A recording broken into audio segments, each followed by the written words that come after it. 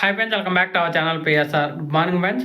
Friends, ఈ వీడియోలో మనం అనంతపురం మార్కెట్ అలాగే కలికిరి మార్కెట్లో ఈరోజు టాప్ టమాటా ధరలు ఎంత పడుతున్నాయో తెలుసుకున్నాము.